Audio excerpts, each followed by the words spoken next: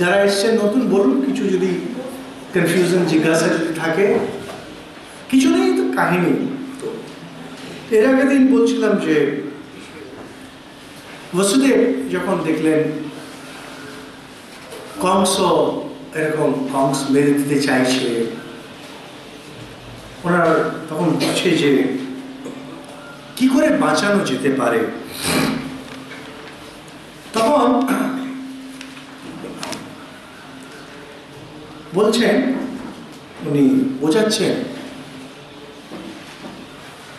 যে জীবন যেন এই সূর্য বা চন্দ্র এর প্রতিবিম্ব যখন জলে পড়ে, তো জলটা যদি নাড়িয়ে দেওয়া হয় তখন মনে হয় যেন সূর্য বা চন্দ্র নড়ছে। যেমন আয়নাতে যদি আপনি সূর্যের প্রতিবিম্ব দেখেন, আয়না যদি নাড়ার মনে হবে যেন সূর্য নড়ছে, কিন্তু আসলে সূর্য নড়ছে না। সচরাচর এনারা জলের উপমা নেন, যে একটা পাত্রে জল আছে, আপনি বাইরে রেখেছেন, সূর্য প্রতিবিম্বিত হচ্ছে। সেখান থেকে ঠাকুরও ওই উপমাটা নিয়েছেন যে কয়েকটা পাত্রে জল, সূর্য প্রতিবিম্বিত হচ্ছে, অনেকগুলো সূর্য দেখাচ্ছে। এটা বেদান্তের উপমা, কারণ আয়না জিনিসটা প্রচলিত ছিল না। তো বলছেন এই জলটা যদি নড়ে, ও আমাদের ভাষায় আজকে আয়না যদি নড়ে, তাহলে মনে সূর্য নড়ছে, কিন্তু সূর্য তো নড়ছে না, সূর্য তো স্থির অন্য জায়গায়। মানুষ বাস্তবে হলো শুদ্ধ আত্মা। আত্মার না আছে জন্ম, না আছে মৃত্যু, না আছে সুখ, না আছে দুঃখ। পুরো ভাগবতে এটাই চলতে থাকবে। বিশেষ করে 3 বছর যদি শুনেন, দেখুন এটাই চলছে, এটাই চলছে। কিন্তু আমার তো জন্ম হয়েছে, আমি জানি আমি মরবো, আমার সুখ, আমার দুঃখ, চোখের জল, হাসি সবই আছে। এই যে কন্ট্রাডিকশন, এই কন্ট্রাডিকশনটা কোত্থেকে আসছে? এটা প্রত্যেকটি ধর্মে এই সমস্যা হয় ব্যাখ্যা করা। যে একদিকে তিনি বলছেন যে ঈশ্বরের সন্তান বা ঈশ্বরের স্বরূপ, আত্মার স্বরূপ, অথচ বাস্তবে আমরা দেখছি জিনিসটা অন্যরকম। এখন বিভিন্নভাবে এটাকে ব্যাখ্যা করা হয়, কিন্তু বেদান্ত বা সাংখ্য যেটা নিয়েছেন, সাংখ্য বেদান্ত দুটোই নিয়েছেন, এনারা বলেন যে শুদ্ধ আত্মা যখন এই প্রকৃতির মধ্যে চলে আসে তখন জিনিসটা অন্যরকম দেখায়। আমাদের সাংখ্য দর্শন মতে প্রকৃতি নড়ছে, পুরুষ স্থির। উপমা ওনারা নেন নর্তকী, যে একজন নাচ দেখছে আর নর্তকী নাচছে। তো প্রকৃতিটাই হলো চঞ্চল, ঘুরছে, আর পুরুষ ওটাকে দেখে মুগ্ধ। পুরুষ মানে আত্মা। যারা নতুন শুনছে এটা বুঝেন, পুরুষ মানে ছেলের আর প্রকৃতি মানে মেয়ে না। এটা পরে পরে এটা কনফিউশন। যারা প্রথমবার শুনছেন ভালো করে নিকেন, কারণ বারবার আমরা এই টার্মটা পুরুষ প্রকৃতি আসবে। পুরুষ মানে শুদ্ধ আত্মা। হিন্দুদের দর্শনে কখনোই পুরুষ আর নারীর কোনো বিভেদ দেখেন না। যে বিভেদগুলো আমরা দেখছি এগুলো হচ্ছে প্র্যাকটিক্যাল জগতে আধ্যাত্মিক দৃষ্টিতে কোনো ডিফারেন্স নেই। তার কারণ হচ্ছে ওনাদের সব দিক থেকে পুরুষ বলতে সবসময় বোঝায় চৈতন্য সত্তা, প্রকৃতি বলতে বোঝায় ক্রিয়া শক্তি, যেটা ক্রিয়া যেটা করছে, কার্য যেটা করছে সেটাকে বলছেন প্রকৃতি। এটা অনেকবার এই শব্দগুলো আসবে, আমরা পপুলার শব্দে ভাবি পুরুষ মানে মেল আর প্রকৃতি মানে ফিমেল। না না, একেবারেই না। পুরুষ মানে চৈতন্য, প্রকৃতি মানে জড়। জড় না, যিনি ক্রিয়া করছেন, ক্রিয়াশীল যিনি। তোমরা বলছে যে প্রকৃতি নাচছে, পুরুষ দেখছে, মুগ্ধ হয়ে যাচ্ছে, ইত্যাদি ইত্যাদি। বেদান্তে উপমায়নারা প্রায় যেটা নেন সেটা সাংখ্য দর্শন থেকে একটু সরে যায়। আপনারা যেমন যেমন শুনবেন এগুলো আরো আরো পরিষ্কার হবে। ওনারা বলেন যে ওইভাবে যে পুরুষ মোহিত হয়ে দেখছে ঠিক তা না, এই অনেকটা তুলনা হলো প্রতিবিম্বের মতো, যে সরাসরি ওদের যে জড়ানো সেটা নেই, পুরোপুরি যে জড়িয়ে যাচ্ছে পুরুষ প্রকৃতি, যেটা সাংখ্যরা বলছেন ঠিক সেইভাবে না।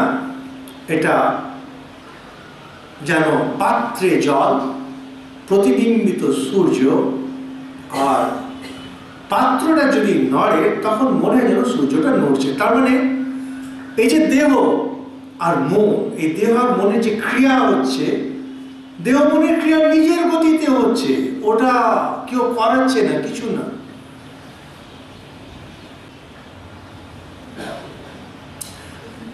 এখন এই যে দিব্য শক্তি যেটা রয়েছে, প্রকৃতি যেটাকে বলে, তার দরুন সব কিছু ঘুরছে, নিজের নিজের মতো ঘুরছে।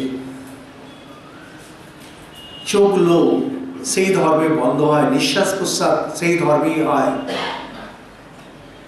আমরা কিন্তু মনে করছি আমি আপনি, আসল আমি আপনি সে নড়ছে। পুরো ধর্ম, হিন্দু ধর্ম ঠিক এই জিনিসটাকে নিয়ে চলে। আপনি মনে করছেন যে আপনি সুখ পাচ্ছেন, আপনি দুঃখ পাচ্ছেন, আপনি মনে করছেন আপনার জন্ম আপনার মৃত্যু। বলবেন যে না, দেহের জন্ম দেহের মৃত্যু। তো দেহের জন্ম দেহের মৃত্যু কি করে হবে? একটা ভস্য, একটু মাটি রয়েছে, মাটির জন্ম মূর্তি, আর মূর্তিটা তো হয় না, পেছনে কিছু থাকে। বলে হ্যাঁ পেছনে আছে, চৈতন্য সত্তা আছে, কোনো সন্দেহ নেই, কিন্তু ওই চৈতন্য সত্তার সরাসরি কোনো সম্পর্ক নেই। যে সরাসরি একটা সম্পর্ক থাকবে, যেমন জল আর মাটির সরাসরি সম্পর্ক হয় তখন কিছু তৈরি হয়, ওইভাবে কিন্তু সম্পর্ক নেই। এই সম্পর্কটা প্রতিবিম্বের মতো। এটা কেন এনারা নেন, এর অনেকগুলো কারণ আছে। সবচেয়ে প্রথম কারণ হলো ঋষিরা যারা ধ্যানের গভীরে গেছেন তারা বাস্তবিক এইভাবেই জিনিসটাকে দেখেছেন। এই ঋষিরা যারা ধ্যানের গভীরে গেলেন তারা দেখেছেন যে চৈতন্য সত্তাই আছে, তার উপরে বাকি যা কিছু এটা যেন ঢেউ খেলে যাচ্ছে। এটা বাস্তবিক সত্তা নেই। বাস্তবিক সত্তা কিরকম হয়, যে সত্যিকারের তার সত্তার পরিবর্তন হচ্ছে। আমাদের যেটা মনে হয় সবসময়, আমাদের যে ধারণা, আমি আছি একজন, আমার একটা শরীর আছে, আমার ভেতরে এক আত্মা আছে, সেই আত্মা আমি, দিয়ে একদিন মরে যাব, সেই আত্মা বেরিয়ে যাবে, মানে আমিটা বেরিয়ে গেলাম, আরেকটা জায়গায় গেলাম। ওনারা বলেন হ্যাঁ এটাও ঠিক, এটা তোমার ধারণা, এটাও ঠিক, কিন্তু ওই যে জিনিসটা যেটা বেরিয়ে যাচ্ছে দিয়ে আরেকটা জায়গায় জন্ম নিচ্ছে, এটাও হচ্ছে প্রতিবিম্বের মতো, এটাও সত্য না, সত্যটা তারও পেছনে। বসুদেব ঠিক এই বেদান্তের যে উচ্চতম আদর্শ, যেটা গীতাতে ভগবান শ্রীকৃষ্ণ অর্জুনের সামনে রাখছেন, যে আত্মা মরেও না, আত্মা জন্ম নেয় না, উচ্চতম, এটাই সত্য। বেদান্তের দিক থেকে এটাই শেষ কথা। এখন উনি বলছেন জন্ম দেহের, মৃত্যু দেহের, সুখ দেহের, দুঃখ দেহের। তাহলে মাঝখান থেকে আপনার যে এই ভাব যে এর উপরে আমি ক্রোধ করব, একে আমি কষ্ট দেব, এটা করে লাভটা কি? কারণ কি হয়, বলছেন যে যদি কেউ নিজের মঙ্গল চায় তাহলে তার এটা করতে নেই। তা আপনি তো বলবেন যে যদি সবটাই প্রতিবিম্ব হয় তাহলে ক্রোধ করাটাও তো প্রতিবিম্ব নাকি? হ্যাঁ, ঠাকুর যখন দক্ষিণেশ্বরে ছিলেন তখন এক বেদান্তি ছিল, সে আবার অনেক ধরনের তার গোলমাল। তো ঠাকুর বলছেন যে তুমি একদিকে বেদান্ত এরকম বলো আর আবার এই ধরনের কর্ম করছো, তো বলছে সবটাই মায়া, আমার এই পাপ কুকর্ম যেটা ভাবছেন এটাও মায়া। কথা বলতে পড়েছো? হ্যাঁ, ঠাকুর কি বললেন উত্তরে? তোমার এই বেদান্ত জ্ঞানে আমি প্রস্রাব করি, তোমার এই বেদান্ত জ্ঞানে আমি প্রস্রাব করি, মানে এটা হচ্ছে ধাপ্পাবাজির শেষ। তোমার যত বদমাইশি, তোমার যত ফাঁকিবাজি, দেখবেন এই যতটা ফাঁকিবাজ, আর আশা করি আপনারা বেশিরভাগই ফাঁকিবাজ, এরা সবসময় আশ্রয় নেবে জগৎ মায়া, জগৎ মিথ্যা। যদি অতটা না বলতে পারে তখন কি বলে? ঠাকুরের ইচ্ছা, অদৃষ্ট, কপালে ছিল, চেষ্টা করলো না, খাটলো না, কোনো তপস্যা করলো না, সাধনা করলো না, প্রাণ দিয়ে দিল না, আর বলবে দূর জগৎ মায়া, অত খেটে কি করতে হবে, আর ঠাকুরের ইচ্ছা, ইচ্ছা হলেই হবে, আর অদৃষ্ট কপালে ছিল, যদি হয় হয়ে যাবে। এইগুলো থেকে বেশি ধাপ্পাবাজি, বদমাইশি আর হতে পারে না। হিন্দু ধর্ম কোথাও এই কথাগুলো বলে না, নোওয়ে। আরে আমি এই শাস্ত্রগুলো পড়াই, আমার কাজ, আমার এই মূল শাস্ত্রগুলো আঙুলে আবার নাচে, মানে এটাই আমার কাজ, এটাই পড়াই, কোথাও নেই, নোওয়ে। যেমনি বলছে সঙ্গে সঙ্গে তার কাউন্টার আর্গুমেন্ট এসে যাচ্ছে যে না, তাহলে কোথায় থেকে এলো? ওনারা বলছেন যে জিনিসটা ব্যাখ্যা দিতে পারবে না সেটাকে অদৃষ্ট বলে মেনে নাও, সেটাকে ঈশ্বরের ইচ্ছা বলে মেনে নাও, নিজের পথে এগিয়ে যাও, নাহলে পড়েই থেকে যাবে। ঠাকুর বলছেন মন্দির দর্শনে গেলে কাঙালি খাওয়াতেই তোমার সময় চলে গেল, মূল যে কাজের জন্য সেটা হলো না। তাহলে তাহলে হচ্ছে যে আপনি এই জীবনে আপনার একটা আদর্শ আছে, কিছু একটা পেতে চান আপনি, ধর্ম, অর্থ, কাম, মোক্ষ, আরে কিছু একটা পড়াশোনা করুন, দুটো কাজ করুন, কিচ্ছু করছে না। ঠাকুর এগুলোকে গালাগাল দিতেন, ঢ্যাম না সালা বলে গালাগাল দিতেন, কি কোনো কাজ করবে না, কিছু না, আর বলবে ঈশ্বরের ইচ্ছা, মায়া, কপাল, কর্ম, অদৃষ্ট। এই জন্য হিন্দুদের আজকে দুর্গতি, যে আসছে সেই পিটিয়ে দিয়ে চলে যাচ্ছে। এমনি এখানে এই জায়গাটায় বলছেন যেটা, যে আপনি যদি ঠিক ঠিক এটা বুঝে নেন যে জগৎ মায়া, যদি আপনি বুঝে নেন যে সত্যি জন্ম হয়েছে আমি মরেই যাব, অদৃষ্টে এটা আছে, তাহলে এবার নিজেকে ওপরে নিয়ে যাওয়ার চেষ্টা করুন। আমরা কিন্তু কি করি, এই যে কিছু কিছু মত দিয়েছেন সেগুলোকে আশ্রয় করে আমরা নিজেকে নিচে নিয়ে যাই।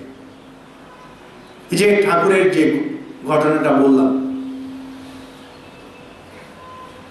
সে নিজেকে নিচে নিয়ে যাচ্ছে, কুকর্মে লিপ্ত, বলছে আমি, এটা মায়া, এটাও মিথ্যা। আর আমি আপনি যখন ফাঁকি মারছি কাজে, পড়াশোনা ঠিকভাবে করছি না, কাজ ঠিকভাবে করছি না, বলছি অদৃষ্ট। আর যারা একটু সফিস্টিকেটেড বদমাইশ, সফিস্টিকেটেড, তারা বলে ঠাকুরের ইচ্ছা, এরা সফিস্টিকেটেড বদমাইশ। হ্যাঁ, হিন্দিতে বলে, খুব নাম করা কথা আছে, ভগত জগৎ কো ঠগাতা হ্যায়, যারা ভক্ত তারা সারা জগৎকে বোকা বানিয়ে বেড়ায়। আর জগৎ ঠগে ও সন্ত সাধুকে না, যে ভক্তকেও বোকা বানিয়ে দেয়। কিভাবে ভক্ত বানায়? ওরা তো এই কর্ম আর অদৃষ্ট বলে, আমরা এই হ্যাঁ ঠাকুরের ইচ্ছা বলে মেনে নিন, বলে বেরিয়ে যায়। বলছে না, বলছে তুমি জীবনে শ্রেষ্ঠ লাভ করতে এসছো, জীবনে তুমি শ্রেয় লাভ করতে এসছো, তুমি উঁচু হতে এসেছো। আজে বাজে যে জিনিসগুলো হচ্ছে সেটাকে ঠাকুরের ইচ্ছা বলে ফেলে দাও, কর্ম বলে ফেলে দাও, তুমি এগো।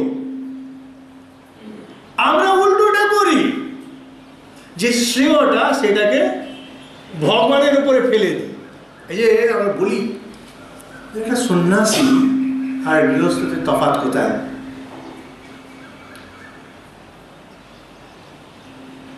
সন্ন্যাসী ঈশ্বর সাধনের জন্য চেষ্টা করে, প্রাণ লাগিয়ে দেয়, জাগতিক সুখটাকে বলে ঠাকুরের ইচ্ছা, যা হবে হবে, অদৃষ্টের উপরে ছেড়ে দেয়, ঠাকুরের উপরে ছেড়ে দেয়। আর গৃহস্থ কি করে? ঠিক উল্টোটা, জাগতিক ব্যাপারে প্রাণপণ লাগিয়ে দেয়। হ্যাঁ, আর যখন ঈশ্বরের যে সাধনা সেটাতে বলে তিনি ডাকলে হবে, তিনি করালে হবে, তিনি যখন ডাকবেন তখন ঠিক সময় তিনি ডাকবেন। ঠাকুরও বলেছেন না যে খিদে পেলে ডেকে দিও, বলছে মা ঠিক ডেকে দেবে, মা আছেন, তিনি দেখছেন, ও দেখতেই থাকবেন, মা তোমাকে দেখতেই থাকবেন, কাছে আর ডাকবেন না, দূর থেকেই। কিছু কিছু জিনিস দূর থেকেই দেখতে ভালো লাগে, থাকো ওখানেই থাকবে। তফাৎ এখানে যারা সাধু পুরুষ, যারা শ্রেয়ের পথ নিয়ে নিয়েছে, তারা শ্রেয়র পথে প্রাণ লাগিয়ে দেয়। সে সায়েন্টিস্ট হোক, ডাক্তার হোক, মেডিকেল লাইনে, যে কোনো লাইনে হোক, যে পথটাকে ধরেছে ওখানে প্রাণ লাগিয়ে দেবে। আমাদের হলো যত বদমাইশি, বাঁদরামো, ঝগড়াঝাঁটি, এইগুলোতে প্রাণ লাগিয়ে দিই। জাগতিক আলতু ফালতু যত জিনিস তাদের প্রাণ লাগিয়ে দিচ্ছে, কিন্তু যেখানে শ্রেয় সেটা ঠাকুরের নামে ছেড়ে দিচ্ছে। ভাগবত এখানে এটাই আটকাচ্ছেন, বলছেন এখানে একটা শব্দ দ্রোহ নিচ্ছেন, কিন্তু তাতে সব ইমোশনসের এসে যায়। তাহলে সত্য কোনটা? ঈশ্বরের ইচ্ছা সত্য না কর্মফল সত্য? কোনটাই সত্য না, নান। এই জগতে কোনো কিছু সত্য না। লিখে নাও, কাজে দেবে কুকি। তোমরা বাচ্চা বাচ্চা এরকম শেখো, যদি জীবনে কোনো কাজে লাগাও, কোনোটাই সত্য না। ঈশ্বরের ইচ্ছা বলো, কর্ম বলো, অদৃষ্ট বলো, কোনোটাই শেষ কথা। শেষ কথা একটাই, বলছে নিত্য নিত্যানাম চেতনাস চেতনানাম এগো বহুনাম ইয়ো বিদধাতিকা। ঈশ্বর সত্য, বাকি আর কোনোটাই কিচ্ছু না। বাকি যে মিথ্যা, তার মধ্যে ঈশ্বরের ইচ্ছাটাও সেই মিথ্যার মধ্যেই পড়ে, কর্মটাও মিথ্যার মধ্যেই, সবটাই মিথ্যার মধ্যেই পড়ে। যখন যেটা সুবিধে সেটাকে ধরে এগিয়ে যাও পরম প্রাপ্তির দিকে। যতক্ষণ তুমি পরম প্রাপ্তির দিকে এগোচ্ছ ততক্ষণ ঠিক আছে, বাকি সবটাই বেকার, কোনোটার কোনো দাম নেই। যদি তোমার দরকার হয় তুমি বলো ঈশ্বরের ইচ্ছা বলে ফেলে দাও এটাকে। যদি তোমার মনে হয় কর্মের উপরে ফেলতে, কর্মের উপরে ফেলে দাও, কিন্তু তুমি এগো। এই কটি বছর তোমার হাতে, চেষ্টা করার কটি বছর, প্রাণ লাগিয়ে দাও। যত ডিস্ট্রাকশনস আসছে, সেটব্যাকস আসছে। আমাদের বোতেশানন্দ মহারাজ ছিলেন কিছু বছর আগে প্রেসিডেন্ট, ওনাকে একবার সাধুরা জিজ্ঞেস করছেন, মহারাজ ঠাকুরের ইচ্ছা বলতে কি বুঝবো?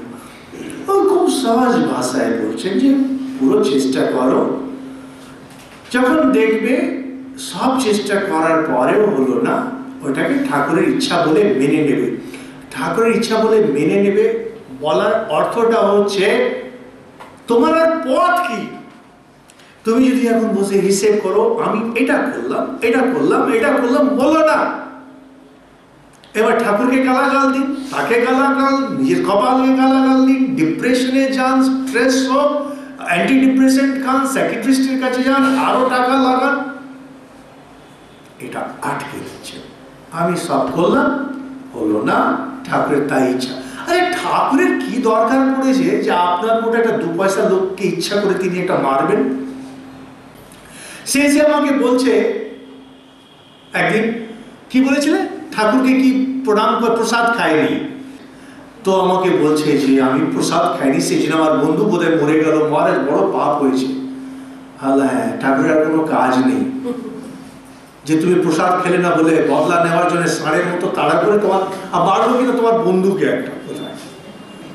বললাম যে দেখো মা, তোমার মতো মূর্খরা আছে বলেই আমাদের চলছে, নাহলে আমাদের ধান্দা বন্ধ হয়ে যাবে। এই মূর্খগুলো আছে বলেই চলছে আর কি, এই মূর্খগুলোকে নিয়ে। আর এই মূর্খগুলো হচ্ছে ঠাকুরের ভক্ত। সেই ঠাকুরের কি অবস্থা হবে এই এক পাল বোকা ভক্তকে নিয়ে?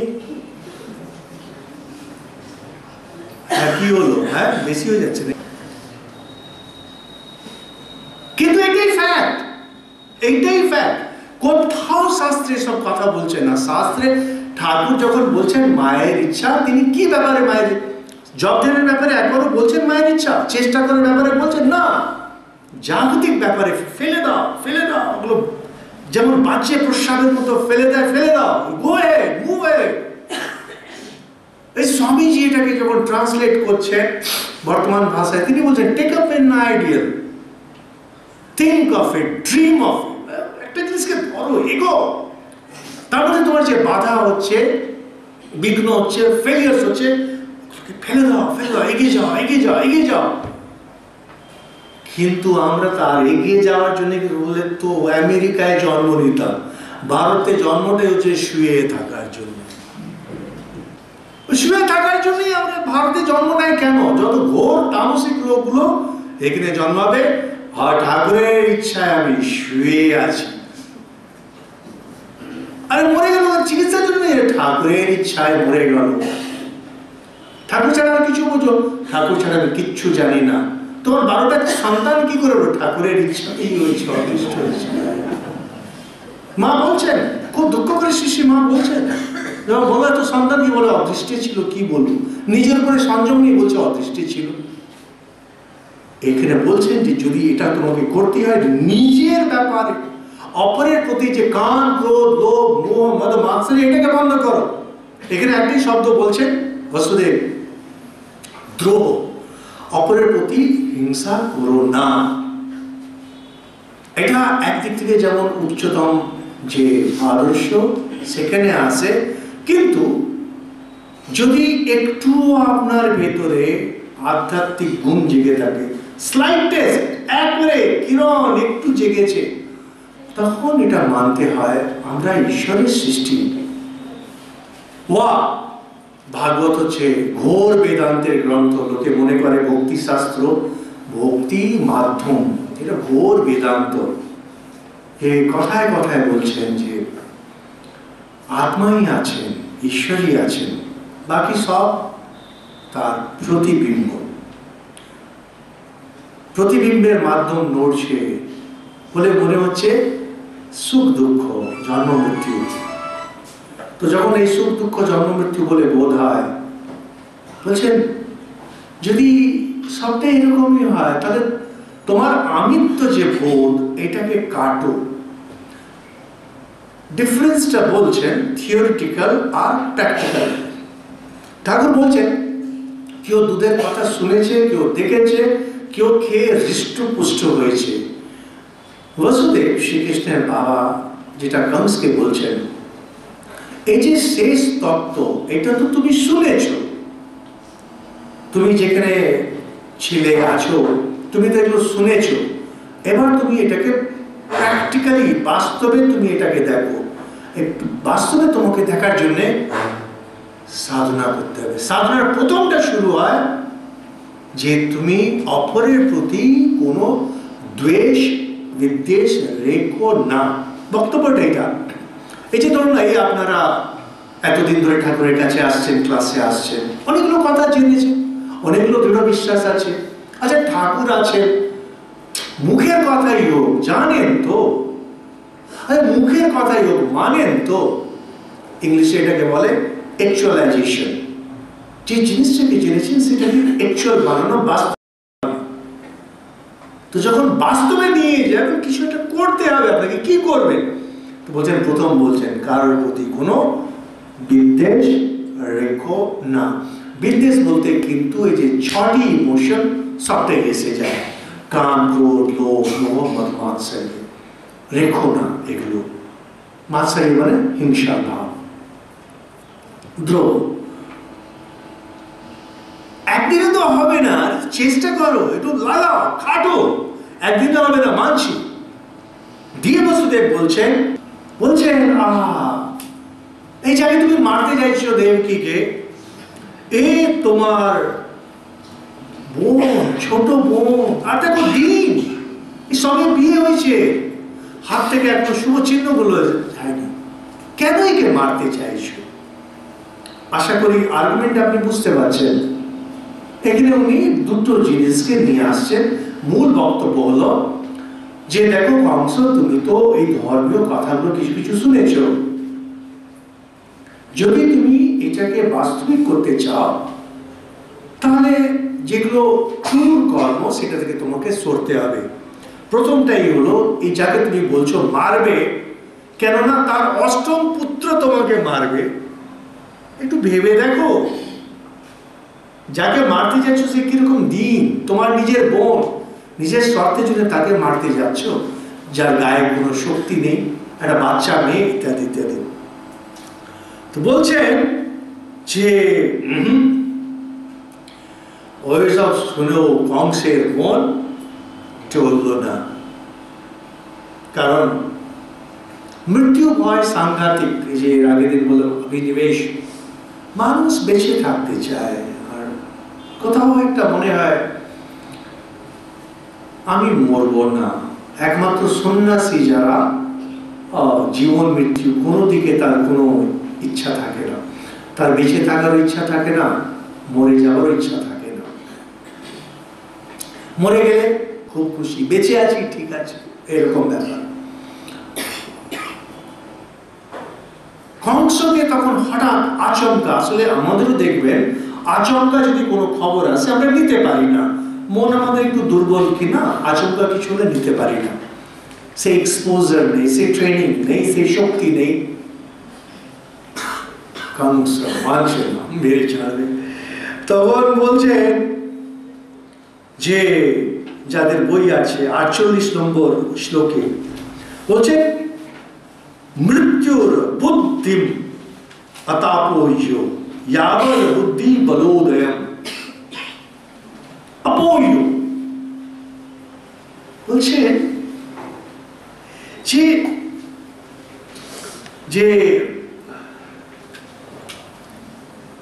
যদি মৃত্যু যদি এসে যায়, তাকে যে করেই হোক কাটানোর চেষ্টা ততক্ষণ করা উচিত যতক্ষণ মন বুদ্ধি সাহায্য দিচ্ছে। দেখুন এখানে পয়েন্টটাকে, কংস এইদিকে ফিউচারে মরবে বলে চেষ্টা করছে এটাকে, সমস্যাটাকে মিটিয়ে দিতে হবে। জ্বর থেকে এখনই মিটিয়ে দাও। বসুদেব ওইদিকে দেখছেন আমার স্ত্রী মারা যাবে, তিনিও চেষ্টা করছেন কিভাবে মৃত্যু থেকে বাঁচবেন। তো এই দুজনের যে লড়াই, ইচ্ছা, যে বলছে যে আমাকে বাঁচতে হবে, এ বলছে আমাকে বাঁচতে হবে। তো বসুদেব মনে মনে বলছেন যতক্ষণ সম্ভব নিজের বুদ্ধি লাগিয়ে, বল ভরসা লাগিয়ে মৃত্যুকে কাটাতে হয়। এটা যারা এই ধর্মগ্রন্থ জানেন, যারা কিছু কিছু কথাগুলো শুনেছেন, জন্ম নেই, মৃত্যু নেই ইত্যাদি, একটু অড লাগবে নাকি গো? অড লাগছে তোমাদের? কেন অড কেন লাগছে না? আচ্ছা বলো, তুমি বলো।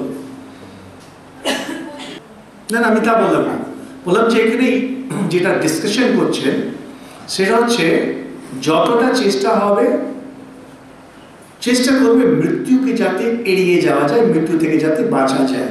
অথচ আমাদের পপুলার পারসেপশন হিন্দু ধর্মে হচ্ছে মৃত্যুকে ভয় কেন, কিন্তু এখানে বসুদেব বলছেন এটা কংস না। আর কংস ঠিক তাই করছে, নিজের মৃত্যু থেকে বাঁচার জন্য দেবকীকে কেটে দিতে চাইছে। বসুদেব এখন ঠিক তাই করছেন, আবার বলছেন আর্গুমেন্ট যে যতটা সম্ভব মৃত্যুকে এড়ানোর চেষ্টা করা দরকার।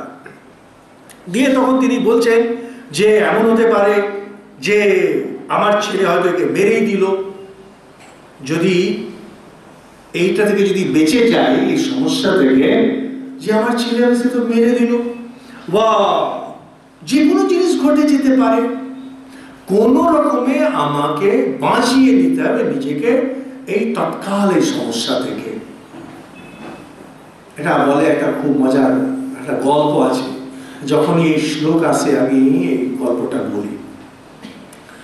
একটা বদমাইশ ছিল একটা রাজ্যে, তাকে রাজা বলছে কি ফাঁসি দিয়ে দাও। তো লোকটা দেখলো এই তো ফেসে গেল। তো রাজাকে খবর পাঠালো যে আমাকে ফাঁসি দেবেন না, আমি বিশেষ লোক, আমি ঘোড়াকে উঠতে শিখিয়ে দিই। তো রাজা শুনে অবাক, রাজা ঘোড়াকে উঠতে শেখায়? তো কদিনে শেখাবে? বলো 6 মাস। 6 মাস? তো রাজা বললো ঠিক আছে, 6 মাস পরে ফাঁসি হবে। তো বন্ধুরা এসে বলছে যে তুমি মরে যেতে তোমার ঝামেলা মিটে যেত, এই যে 6 মাস তুমি চাইলে, তোমার মৃত্যু ভয় তো 6 মাস তোমার মাথার উপরে থাকবে, এটা তুমি কি করলে? সেই লোকটা বলছে যে দেখো, এই 6 মাসের মধ্যে অনেক কিছু ঘটে যেতে পারে, আমি মরে যেতে পারি, তার আগে রাজা মরে যেতে পারে, আর কে জানে হয়তো ঘোড়াটা উড়তে শিখে যেতে পারে। হ্যাঁ, এটা হচ্ছে পাওয়ার অফ পজিটিভ থিঙ্কিং। কোনো মৃত্যু যদি এড়িয়ে নেওয়া যায়, হয়তো ঘোড়াটা উড়তে শিখে গেল। সেই জন্য চাণক্য নিজের নীতিতে বলেছেন অশুভস্য কাল হরণম, অশুভ জিনিসকে সবসময় ডিলে করো, ডিলে করো, ডিলে করো। আমাদের প্রবলেম কি হয় জীবনে, অশুভ সময় যখন আসে, বাজে কিছু আসে, আমরা হতাশ হয়ে যাই, আমরা আর কোনো ডিসিশন নিতে পারি না, আমরা কোল্যাপস করে যাই। সেই সময় যদি কোনো রকমের বুদ্ধি দিয়ে এটাকে ধরে নেওয়া হয়, যে একটু ধরে রাখো, একটু ধৈর্য, একটু, যেমনি ওটা পেরিয়ে গেলে জীবনটা তখন অন্যরকম দেখায়। অস্তিত্ব, বেঁচে থাকা, এক্সিস্টেন্স, এটা হলো প্রত্যেক প্রাণীর মূল। সেই জন্যে আত্মজ্ঞান যার হয়নি, ঈশ্বর দর্শন যার হয়নি, তার বারে সবাইকে বলা হয় কখনো মৃত্যু কামনা করবেন না, নেভার। কারণ আপনার যা কিছু হওয়ার এই শরীর দিয়েই হবে। ধর্ম সাধন মানে জপ, ধ্যান, পুজো, যজ্ঞ, তীর্থ, এই শরীর দিয়ে হবে। টাকা পয়সা, আয়, অর্থ এই শরীর দিয়ে হবে। কাম ভোগ এই শরীর দিয়ে হবে। মোক্ষ সাধন এই শরীর দিয়ে হবে। মৃত্যু এই শরীর দিয়ে হবে। সুইসাইড এই শরীর দিয়ে হবে। আপনার যে অস্তিত্ব, এটাই হলো একমাত্র আপনার সম্বল। আপনি মনে করছেন আপনার যে স্বামী, স্ত্রী, পুত্র, সম্বল, ঘর, বাড়ি, ব্যাংক ব্যালেন্স, নাথিং। একমাত্র সম্বল হচ্ছে আপনার এক্সিস্টেন্স, অস্তিত্ব। এই বর্তমানকালে যে স্টিফেন হকিং বলে খুব নাম করা ফিজিসিস্ট, সে তো প্রায় বাচ্চা বয়স থেকে হুইল চেয়ার বাউন্ড, চলতে পারে না, লিখতে পারে না, কথা বলতে পারে না, সংসারের সেরা ফিজিসিস্ট। আর আজ থেকে না, গত 20-25 বছর ধরে। তারপরে বোঝা যাচ্ছে যে দেখুন এমন হুইল, হাঁটতে পারে না, হাঁটতে চলতে পারে না, কিছু না, প্যারালাইজড কমপ্লিটলি, শুধু ব্রেন কাজ করছে। সেটা হলো টপ মোস্ট ফিজিসিস্ট তিনি আজকে বিশ্বের টপ মোস্ট। আর এখন সব বড় বড় সায়েন্টিস্টরা মিলে তার ওই গলার যে আওয়াজ, সেটাকে মেশিন দিয়ে পাল্টে আওয়াজ সামনে নিয়ে আসেন। সে লিখতে টিখতেও পারে না, খুব বহু কষ্টে, তো প্যারালাইজড সব, একটা এমন ডিজিজ হয়েছিল। তার মানে মানুষ মৃত্যু শয্যা পর্যন্ত যতক্ষণ তার এক্সিস্টেন্স আছে, সে চেষ্টা করে কিছু উপলব্ধি করবে। যদি অস্তিত্বটাই চলে গেল, খেলা শেষ। কোন একটা আদর্শ নিয়ে অস্তিত্ব আপনার চলে গেল, সেটা অন্য জিনিস। যেমন আর্মি, যারা যুদ্ধে লড়াই করছেন, তারা দেশকে বাঁচানোর জন্য শরীরটাকে ত্যাগ করলো, সেটা একটা অন্য জিনিস। আদর্শের যদি দেহ ত্যাগ না হয়, কখনো দেহ ত্যাগ করতে নেই। সেই আদর্শটাই একটা উপলব্ধি। এটা মহাভারতে খুব সুন্দর একটা গল্প আছে, যে বিশ্বামিত্র ছিলেন, আর এক সময় খুব অনাবৃষ্টি, বছরের পর বছর বৃষ্টি পড়ছে না। তখন তিনি নিজের স্ত্রী পুত্রকে শ্বশুর বাড়ি পাঠিয়ে দিলেন। তখন সেখানে আবার একজন তার দেখাশোনা করলেন ইত্যাদি ইত্যাদি। আর বিশ্বামিত্র নিজেই চলে গেলেন অন্যদিকে। তো পেটের জ্বালায় খেতে না পেরে একদিন তিনি একটা বাড়িতে ঢুকে চুরি করলেন। সেটা আবার একটা চণ্ডালের বাড়ি। ব্রাহ্মণ, ক্ষত্রিয়, বৈশ্য, শূদ্র, তারও নিচে হচ্ছে চণ্ডাল, যারা সমাজের বাইরে। সেখানে একটা মরা কুকুর, সেই কুকুরের পেছনের পা পড়ে আছে। ওরা সবকিছু খেত, সেইটাকে বিশ্বামিত্র চুরি করছেন, ওই পচা মাংস। তো চণ্ডাল ওটা দেখে তিনি বলছেন যে কে যে চণ্ডালের বাড়ি থেকে চুরি করছে, সেটাও আবার কুকুর, সেটা আবার মরা, তার আবার পেছনের পা। যত রকমের বাজি হতে পারে সমস্ত বাজি তার মধ্যে এসে গেছে। তা বিশ্বামিত্র নিজের পরিচয় দিলেন। চণ্ডাল তার নাম শুনেছে, এত বড় ঋষি। ছি, আপনি এত বড় ঋষি হয়ে এরকম পাপ কর্ম করছেন? বিশ্বামিত্র বলছেন, বাবু, কে জানে মরার পরে স্বর্গ আছে কিনা। আমি যদি মরেই যাই তাহলে থাকলোটা কি? যদি আমি বেঁচে যাই, আমি প্রায়শ্চিত্ত করে নেব, যে কোনো প্রায়শ্চিত্ত, তপস্যাতে প্রায়শ্চিত্ত করে নেব। প্রায়শ্চিত্ত করে নিলাম, শুদ্ধ হয়ে গেলাম, স্বর্গের জন্য আমি আবার প্রস্তুত। আমি যদি মরেই যাই তবে তো কিছুই পাবো না, ধর্ম, অর্থ, কাম, মোক্ষ কোনোটাই পাবো না। তখন আর কিছু উত্তর নেই। তিনি ওটা নিলেন, সরাসরি তো খাবেন না, সেটা মাংসটাকে নিয়ে ইন্দ্রাদি দেবতার নামে অর্পণ করলেন। তখন ইন্দ্ররা একবারে স্বর্গ থেকে নেমে এসে বিশ্বামিত্রকে আটকাচ্ছে। এটা কি করছেন আপনি? এই মরা কুকুরের মাংস আমাদের নামে অর্পণ করছেন? তখন তিনি বলছেন যে এইটাই যখন আমার কাছে আজকে আছে, এইটাই আপনাদের খেতে হবে। তখন ইন্দ্র ঝমঝম করে বৃষ্টি নামিয়ে দিয়েছে, প্রাণ রক্ষা হলো সবারই। এই হচ্ছে এগুলো কাহিনী। এগুলোকে লিটারালি যদি নিতে যান, কোথায় ইন্দ্র আর কিসের মেঘের বক্তব্য, মহাভারতের বক্তব্য হচ্ছে যে এটাকে বলে হীন মৃত্যু। সাধারণ জিনিসের জন্য মরতে নেই। মরতে যদি হয় একটা ভালো, একটা কোনো আদর্শ, একটা শুভ কোনো কিছুর জন্য মরলে ঠিক আছে। আদারওয়াইজ জীবনটাকে কাজে লাগাতে হয়, জীবনটাকে এমনি নষ্ট হতে দিতে নেই। তো এটা তিনি বলছেন যে যে করেই হোক আমাকে বাঁচাতে হবে দেবকীকে এই সংকট থেকে, কারণ জীবন যদি না থাকে তাহলে সব শেষ। তো বলছেন যে যখন জঙ্গলে আগুন লাগে, কিছু গাছ পুড়ে যায়, কিছু গাছ বেঁচে যায়, কোনো উত্তর নেই কোনটা বাঁচে কোনটা যায়, আগে থেকে বলা অসম্ভব। সেই জন্য এটাকে বলা হয় অদৃষ্ট। অদৃষ্ট মানে আগে থেকে জানা যায় না কোনটা বাঁচবে কোনটা যাবে। সেই জন্য যেই হোক, যে কোনো রকমে বাঁচতে হবে, কি হবে পরে আমরা জানি না। তখন সে নানান রকমের ভাবে কংসের প্রশংসা করতে শুরু করেছে। সে কংসের খুব প্রশংসা করেছেন বসুদেব, কি কি করলেন সেটা আর বলেনি। তো প্রশংসা করাতে একটু নরম হওয়াতে তখন বসুদেব বলছেন যে আপনি এক কাজ করুন, দেবকীকে নিয়ে তো আপনার সমস্যা নেই, এর পুত্রকে নিয়ে সমস্যা। যেমন যেমন সন্তান হবে আমি এসে দিয়ে যাবো, আপনি তাকে মেরে দেবেন। কিন্তু বসুদেব ভেতরে হিসেব করছে যে কে জানে, দেববাণী যখন হয়েছে আমার অষ্টম পুত্র হয়তো মেরেও দিতে পারে।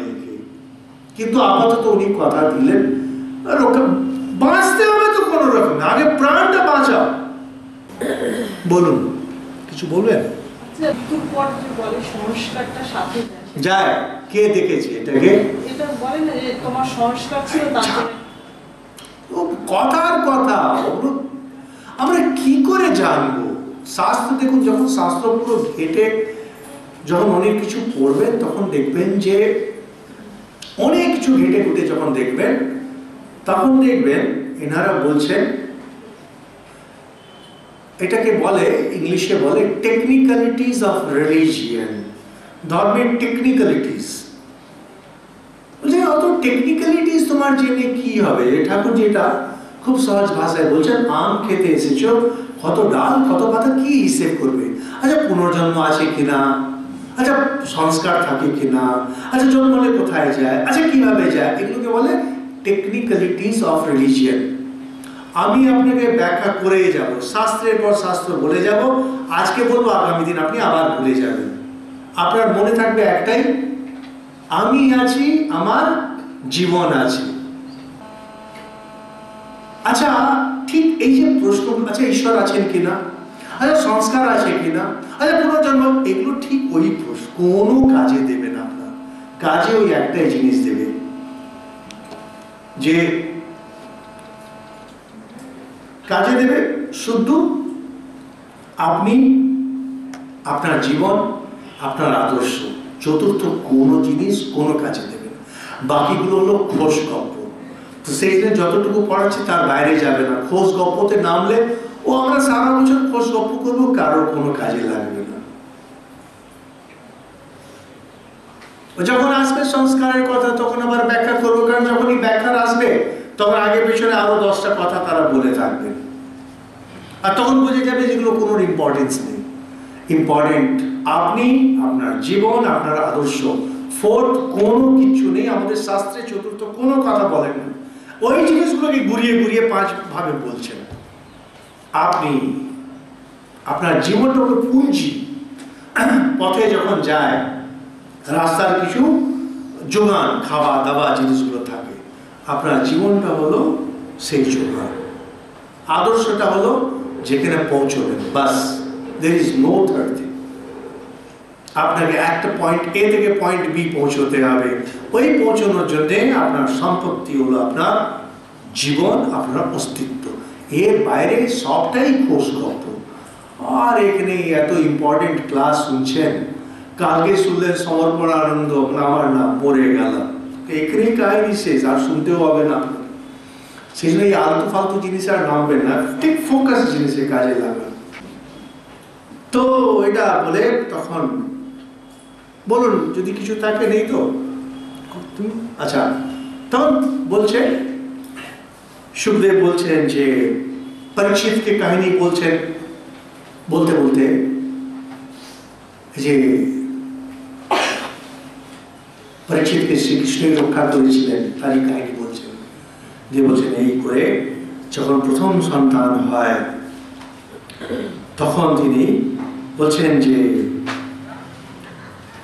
সন্তান হচ্ছে, সন্তানকে নিয়ে যাচ্ছেন, বলছেন কিং দুঃসহম নুসাধুনাম বিদুষাম কিমাপেক্ষিতম। বলছেন কিমাকার্যম কদরিয়ানাম দুস্ত্যজম কিং ধৃতাত্মনাম। সাধু পুরুষ যে কোনো কষ্ট সহ্য করেন। কিং দুঃসহম নুসাধুনাম, সাধু পুরুষ যে কোনো কষ্ট সহ্য করে নেন। খুব ইম্পর্টেন্ট এই শ্লোক। আর বিদুষাম কিমাপেক্ষিতম, জ্ঞানী কোনো কিছুর অপেক্ষা রাখে না, মানে জ্ঞানী কারোর উপরে নির্ভর করেন না। এটা সেকেন্ড পয়েন্ট।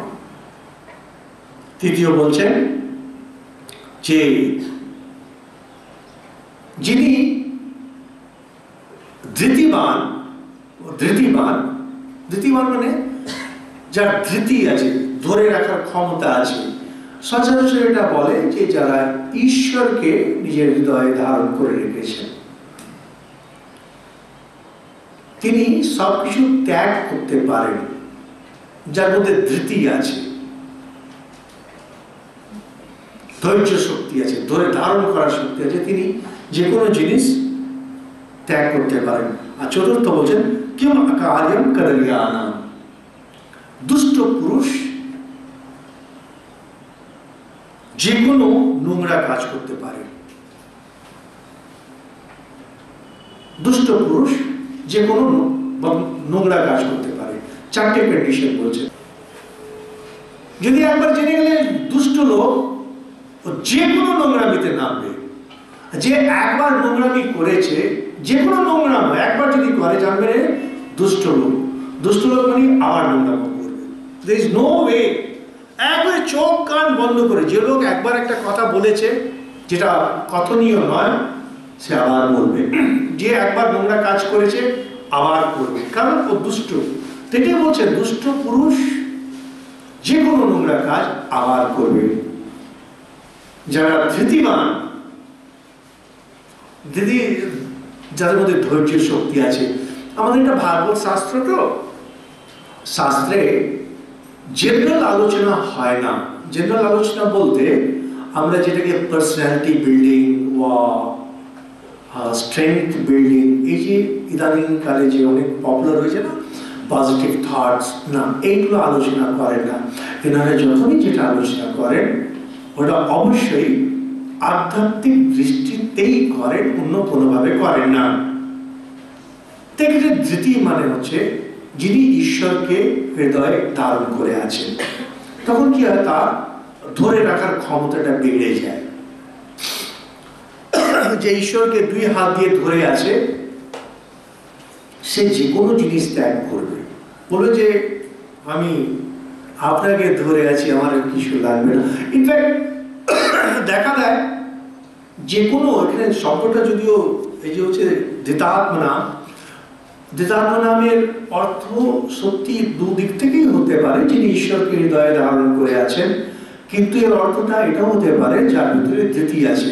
তাহলে তাতে যারা সায়েন্টিস্ট, বড় বড় থিঙ্কার্স, তারাও এসে যাবে। আর আমরা সত্যি জানি যারা বড় সায়েন্টিস্ট, বড় থিঙ্কার, তারা নিজের আদর্শের জন্য সবকিছু ত্যাগ করে দেন।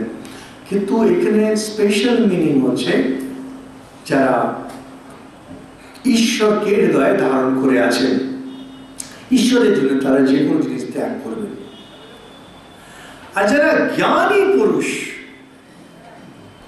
এরা বলছেন বিদুষা, জ্ঞানী পুরুষ, ওরা জানে জ্ঞান থেকে শ্রেষ্ঠ আর কিছু নেই। এখানে জ্ঞান বলতে কিন্তু আত্মজ্ঞান না, এই বিদু, এটা বিদুষ, বিদ্বান শব্দটা এখানে হচ্ছে যারা শাস্ত্র জানেন বা যারা যে কোনো জানেন, তারা কোনো অপেক্ষায় রাখেন। কারণ জ্ঞানের মতো উচ্চ জিনিস আর কিছু নেই।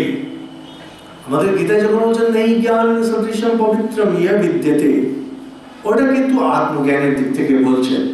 কিন্তু জ্ঞান নিজেই হচ্ছে একটা সাংঘাতিক শক্তি। যে কোনো জিনিসের জ্ঞান, যার চৌর্য বিদ্যার জ্ঞান, চুরি বিদ্যার জ্ঞান, সেও শ্রেষ্ঠ।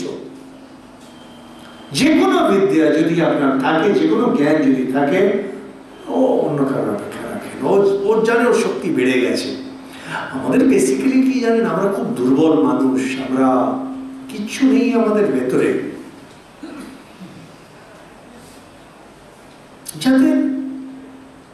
যারা বিদ্বজ্জান বলতে যেটা বোঝায়, জ্ঞানী, আগেকার দিনে জ্ঞানী শুধু ব্রাহ্মণদের মধ্যে থেকেই হতো, যারা শাস্ত্র জানতেন। তারা কারোর অপেক্ষা রাখতেন না। যারা সত্যি উচ্চমানের ব্রাহ্মণ ছিলেন, পণ্ডিত ছিলেন, তারা সাধারণ বাড়িতে ভিক্ষাও নিত না। আর ব্রাহ্মণ ছাড়া অন্য কারোর বাড়ি থেকেও ভিক্ষা নেবে না, কোনো কিছুর অপেক্ষা রাখত না। তারা একবারে শুদ্ধ পবিত্র জীবন। কিন্তু শেষ যেটা, মানে যেটা দিয়ে প্রথম শুরু, কিন্তু সাধু না, সাধু যারা, তারা নিজের সাধুত্বের জন্য সে কোনো কষ্টকে সহ্য করে নেয়। ওরা জানে ক্ষণভঙ্গুর ভব রাম রাম, এই জগৎটা হচ্ছে ক্ষণভঙ্গুর ভব, সংসার ক্ষণভঙ্গুর, এই আছে এই নেই। এটার দিকে ওনারা বেশি দৃষ্টি দেন না। উপনিষদ আদিতেও এই কথা বারবার বলে আসে। যে একবার বুঝে গেল, ঠাকুর বলছেন যদি জানতাম জগৎ সত্য, কামার বুকে সোনা দিয়ে বাঁধিয়ে দিতাম। একই কথা অন্যভাবে আসছে। মহাপুরুষদের উপরে যখন কষ্ট আসে, দুঃখ আসে, ওরা তখন সহ্য করে নেন, কারণ ওরা জানেন যেটা পার্মানেন্ট না, ওনারা জানেন এটা সত্য না, ওরা জানেন এটা শেষ কথা না। এই সব মিলিয়ে সেটা ওদের না শক্তিটা অনেক বেড়ে যায়। সাধু পুরুষ মানে হলো সহ্য করার ক্ষমতা এনাদের সাংঘাতিক। তো এখন এই যে শ্লোকের মাধ্যমে ভাগবত কথাকার যিনি, তিনি বসুদেব আর কংস দুজনেরই চরিত্র নিয়ে আসছেন। কংস যে কোনো নোংরামো করতে পারে, আর বসুদেব সাধু পুরুষ, তিনি যে কোনো কষ্ট সহ্য করবেন। কি করছেন সেই জন্য? শিশু যে সবে জন্ম নিয়েছে তাকে নিয়ে হাজির। যে দিন সন্তান হয়েছে, আপনাকে কথা দিয়েছিলাম আপনি যা করবেন, তখন যে যখন গেছে তখন কংসের মনে একটু দয়া হলো, যা সত্যি লোকটি ভালো নিজে থেকে নিয়ে এসেছে। তখন ফেরত দিল, যে ঠিক আছে আপনি ফেরত যান। তো এটা দেখে নারদ মুনি পৌঁছে গেলেন কংসের কাছে, কংসকে সাবধান করছেন। কংস, খুব সাবধান, প্রস্তুতি হচ্ছে তোমার বধের। আর দেবতাগণ এই যে যদুকুলে নন্দকুলে জন্মগ্রহণ করেছ, আর মনে রাখো দেববাণী যেটা হয়েছিল এটা অবশ্যই ঘটবে। এইসব বলে তিনি চলে গেলেন। এইটা শুনে কংস সঙ্গে সঙ্গে বসুদেব দেবকীকে হাতে পায়ে বেঁধে কারাগারে রেখে দিল। এখানে এটা খুব ইন্টারেস্টিং। নারদ, আমরা প্রচলিত কথায় নারদকে ভাবি যে নারদ এরকম ঝগড়া লাগাতে চান, যেখানে যা চাপা হয় বলেন। আর পুরাণ যারা রচনা করেছেন ও এই ধরনের কাহিনী, ওদের কাছে নারদ একটা খুব প্রিয় চরিত্র। যারা বই টই লেখেন ওরা একটা কনসেপ্টকে ভাবেন, একটা সুন্দর চরিত্র। তো নারদ হচ্ছেন একটা বিউটিফুল চরিত্র, যার মধ্যে অনেক ধরনের কন্ট্রাডিকশনস দেখা যায়। একদিকে তিনি হচ্ছেন যে দেবর্ষি, সবসময় ভগবানের গান করছেন, তিনি ইচ্ছার মতো যেখানে খুশি চলে যেতে পারেন, ঈশ্বরীয় কথা ছাড়া তার কিচ্ছু নেই। অন্যদিকে দেখা যাচ্ছে কলহ প্রিয়। এই যে কন্ট্রাডিকশন, একদিকে তিনি হচ্ছেন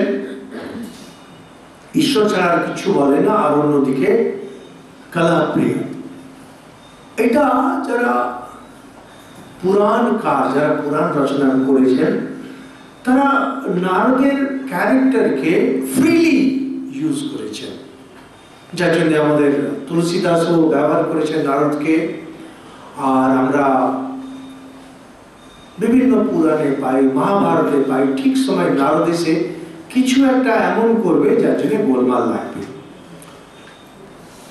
কিন্তু যখন আপনি আরো পেছনের দিকে যাবেন, যেমন বাল্মীকি রামায়ণে, বাল্মীকি যে রামায়ণ যেখানে আমরা নারদের নাম পাই, বা তারও আগে আমরা বেদে পাই নারদ ঋষি, আর উপনিষদে আমরা পাই নারদ বলে একজন, যিনি নারদ পরিব্রাজক উপনিষদ বলে আছে, যে নারদের নামে একটা উপনিষদই আছে এত বড়।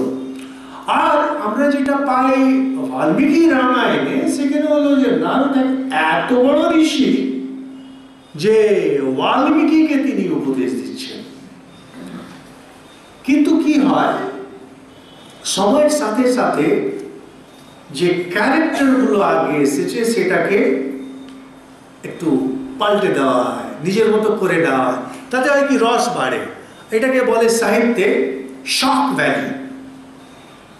যদি একটা সুন্দর কোনো কবিতা আছে, যেটা আপনি সবই জানেন, যদি আপনি একটা এখন বই লেখেন যে শ্রীরামচন্দ্র সীতা তার যে বিবাহ, এগুলো লোকে তো জানি, কে পড়বে আপনার বই? আর কি একটা উদ্ভট বই আছে অদ্ভুত রামায়ণ বলে, সেখানে সীতাকে বানিয়ে দিয়েছে রামের বোন। আপনি যদি এক্ষুনি একটা বই লেখেন সীতা আসলে রামের বোন ছিল, সঙ্গে সঙ্গে অনেকগুলো পলিটিক্যাল পার্টিজ আর ন্যাশনালিস্ট আর ইন্টেলেকচুয়াল আর অমুক তমুক হাজার হাজার কপি কিনবে, বলবে দেখুন এই তো অমুক লোক লিখেছে সীতা রামের বোন ছিল। স্ক্যান্ডাল, এটাকে বলে শক ভ্যালু। দেখো নারদ ছিলেন এক বিরাট ঋষি, ওই শক ভ্যালু দেওয়ার জন্য তাকে বানিয়ে দিল এদিকে, কিন্তু ত্রিকালজ্ঞ সবটাই তিনি জানেন। অন্যদিকে কি সমস্যা হয় এগুলোতে, যে জগতে একটা স্থিতি চলছে, ওই জগতের স্থিতিতে যারা আসুরি লোক তারা এসে ওটাকে গোলমাল করে দিচ্ছে। সাধারণ লোক জানতে চায় আচ্ছা এতটা কি কিছু দোষ করেছিল? এখন কংসের বধ হবে, আর কংসের যে বধ হবে তাকে বধ করার জন্য উপযুক্ত কারণ চাই। উপযুক্ত যে কারণ হবে, কিন্তু কংস তো সত্যিকারের বদমাইশ বা অসুর এই ধরনের কিছু না, সে তো বৃষ্টি করে নিজের বোনকে নিয়ে যাচ্ছিল, তার মৃত্যু ভয় এমন হয়ে গেছে যে গোলমাল। কিন্তু সেই শুভ শক্তি না, অশুভ শক্তি যদি হয় তাতেও তাকে ভালোভাবে অশুভ বানাতে হবে।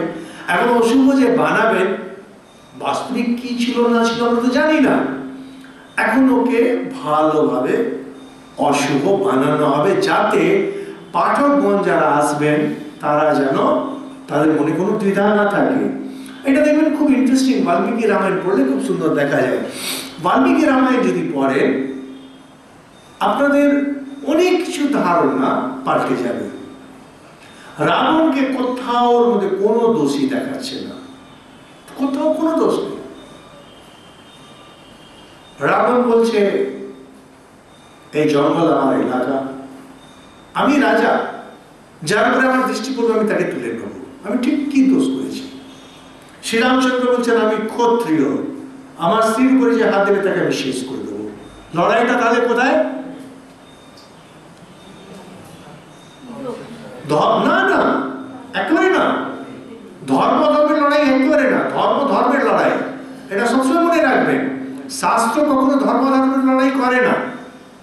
ধর্ম অধর্মের লড়াই যদি হয় এটা বাল সাহিত্যে হয়, যে বাল সাহিত্যগুলো হয় বাচ্চাদের সাহিত্য, সেখানে ধর্ম আর অধর্মের, দেবতা আর অসুরের লড়াই। যেগুলো ঠিক ঠিক শাস্ত্র, সেখানে কখনো ধর্ম ধর্মের লড়াই হবে না, ধর্ম ধর্মের লড়াই। পাণ্ডব কৌরবের লড়াই, ধর্ম ধর্মের লড়াই কি? একেবারে না, নবে। কৌরবরা বলছে এই রাজ্য আমার এই কারণে, পাণ্ডব বলছে এটা আমার এই কারণে, তাহলে ফয়সলা কিভাবে হবে? সবকিছু বন্ধ, এবার যুদ্ধ করে এসো। যুদ্ধ কিভাবে হবে? আমিও খবর পাঠাচ্ছি, দেখুন এই আমার সঙ্গে এই অন্যায় হচ্ছে, আপনারা সঙ্গ দিন।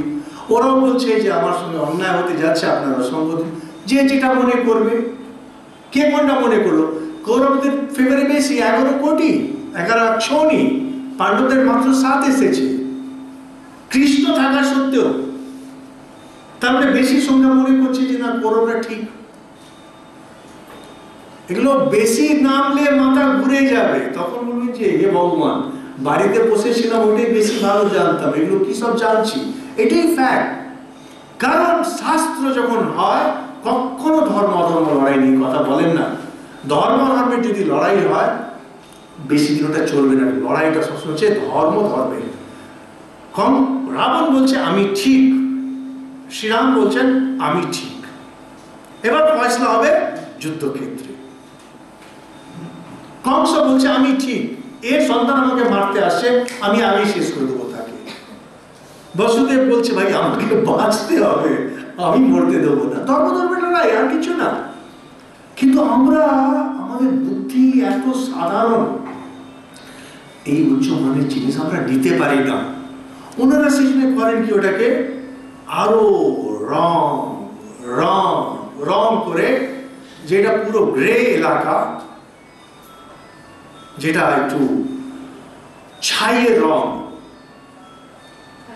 ছাইয়ের রং যেটা আছে সেটাকে ধীরে ধীরে ওনারা একটু সাদা রং এদিকে বেশি, কালো রং এদিকে বেশি মেরে শ্রীরামচন্দ্র, পাণ্ডব এদেরকে আরো সাদা রং করে দেবেন, আর ওইদিকে যারা কৌরব বা এদিকে আছে ওদেরকে আরো কালো করে দেবেন। তখন আমাদের বুঝতে সুবিধে হয়। আমাদের বুদ্ধিটা এত সাধারণ বুদ্ধি, এত সাধারণ বুদ্ধি, এই ধর্মে ধর্মে লড়াই আমরা বুঝতেই পারবো না। সেটা ধর্ম ওটাকে ধীরে ধীরে চেঞ্জ করে দিচ্ছেন ধর্ম অধর্মের লড়াই। কিন্তু আপনি যদি গভীরে যান আপনারা দেখেন যে না, জিনিসটা ধর্মের ধর্মের লড়াই। আর ধর্ম ধর্ম এরা একটা নিচ্ছে, ও একটা নিচ্ছে, এই লড়াই এটা হচ্ছে ফ্যাসিনেটিং। নাহলে তো পরি কথা হয়ে যাবে, রূপ কথা হয়ে যাবে, ওগুলো রূপক একটা না, তা নয়। এগুলো খুব উচ্চমানের গ্রন্থ, যেগুলো দেখাচ্ছে এওটিক সেওটিক। আপনি বাল্মীকি রামায়ণ যদি পড়েন শেষমেশ আপনি কনফিউজ হয়ে যাবেন যে কে ঠিক, রাবণ ঠিক না রাম ঠিক। মহাভারত যদি ভালো করে পড়তে যান কনফিউজ হয়ে যাবেন, দ্রৌপদীর চিরহরণটা ঠিক না ভুল, কেউ উত্তর দিতে পারছে না ঠিক না ভুল। কৌরবরা বলছে ঠিক, পাণ্ডবরা বলছে এটা ভুল হচ্ছে। নিন আপনি করতে থাকুন বিচার। আরে আজ যে জয়ী হয় ইতিহাস তার, এটা জানতে লিখে নাও, ইতিহাসকার যে জয়ী হয়। দ্বিতীয় বিশ্বযুদ্ধের পরে হিটলারকে এত গালাগাল দিচ্ছে, এটা হিটলার যদি জিততো আমরা আজকে অন্য ইতিহাস দেখতাম। এটাই হয়। আমরা আজকে জয়ী যারা, পাণ্ডবরা জয়ী, শ্রীরামচন্দ্র জয়ী, এনাদের ইতিহাস দেখছি, ওদের মতো জিনিসটাকে দেখবো, এছাড়া কিছু না। এনাদের উদ্দেশ্য ওই কাহিনীগুলোকে রং চং লাগিয়ে বলা না। এনাদের উদ্দেশ্য প্রথমের দিকে ক্লাসে বলেছিলাম, আপনারা আশা করি ভুলে গেছেন এতদিনে, যে ধর্ম, অর্থ, কাম, মোক্ষ, এই চারটে জিনিসকে এই কাহিনীগুলোর মাধ্যমে প্লেস করা। এই যে কাহিনী, শ্রীকৃষ্ণের যে কাহিনী, পাণ্ডবদের কাহিনী, রাম রাবণের কাহিনী, এটাকে আশ্রয় করে মানুষকে কিভাবে উপরে তোলা যায়। যে মাঝখানে দিদি যখন জিজ্ঞেস করলেন, আমি বললাম যে সবটাই হচ্ছে টেকনিক্যালিটিস, কোনোটা কোনো দাম নেই। দাম হচ্ছে শুধু আপনি, আপনার জীবন, আপনার আদর্শ। জীবনটা যে আদর্শে পৌঁছবে, এটা যে আদর্শগুলো হচ্ছে ধর্ম, অর্থ, কাম, মোক্ষ। কিভাবে ওখানে পর্যন্ত যাবেন সেই পথটাকে বলে দিচ্ছেন, দেখিয়ে দিচ্ছেন সহজ করে। এগুলো হচ্ছে ধর্মশাস্ত্র, এগুলোকে বলে। যারা এটা করেন তাদেরকে বলে ধর্মশাস্ত্র। তো ভাগবত এই ধর্মশাস্ত্রের মধ্যেই পড়ে। এনাদের এইসব বর্ণনা এনাদের কাজ না।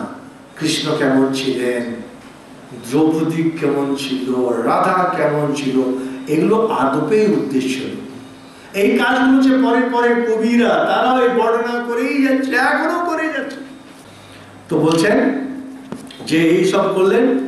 আর কংস কিন্তু এবার, নারদ এখন করেছেন কি, ওই কংসকে আরো কালোতে রং করার জন্য তাকে বলে যে একটু ভালো দিকে যাচ্ছিল খারাপের দিকে নিয়ে গেলেন, যাতে তার পাপ পূর্ণ হয়ে যায়, তার যে শুভ নষ্ট হয়ে যায়, বাচ্চাগুলোকে বেড়ে একটা ব্যালেন্স ফিরে আসবে। এই জন্য তিনি বললেন এই করে। কিন্তু কংসের এখন মনে ভয় ঢুকে গেছে, মৃত্যু ভয়। সে জানে আসন্ন মৃত্যু, দেব বাণী যখন হয়েছে ও বাঁচবে না। এই আর কি। চলে গেলে শেষ করি আমরা। ওম শান্তি শান্তি শান্তি।